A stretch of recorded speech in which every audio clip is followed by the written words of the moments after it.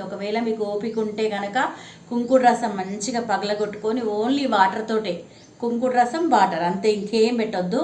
ఏది పెట్టినా కూడా మళ్ళీ జుట్టు మెత్తబడి, ఆ మెత్తబడడం వల్ల మళ్ళీ చుండు వచ్చే అవకాశం ఉంటుంది. కాబట్టి మీరు ఏది పెట్టకుండా ఓన్లీ ఓపిక ఉంటే కుంకుడు రసంతో వారానికి 3 సార్లు హెడ్ బాత్ చేసిరంటే మీ తలలో ఉన్న జిడ్డుతనం అనేది, మెత్తగా ఉన్న చుండ్రు లాంటిది అనేది మొత్తం నీట్గా పోతుంది. హెయిర్ లాస్ కూడా కంట్రోల్ చేస్తుంది.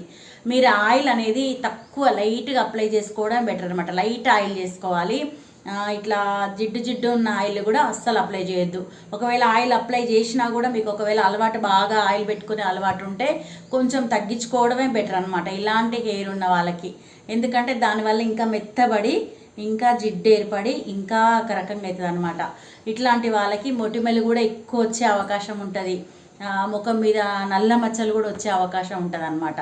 చాలా ఇబ్బంది పడతారు. దురదలు ఉంటాయి, పేలు వస్తాయి ఇలాంటి చుండ్రున్నప్పుడు. ఎందుకంటే జిడ్డుతనంగా ఎక్కువ ఉంటుంది కాబట్టి వాటికి ఎక్కువ వచ్చి చేరే ఆస్కారం ఎక్కువ ఉంటుంది. కాబట్టి మీరు మంచిగా వారానికి 3 సార్లు హెడ్ బాత్ చేసుకోండి.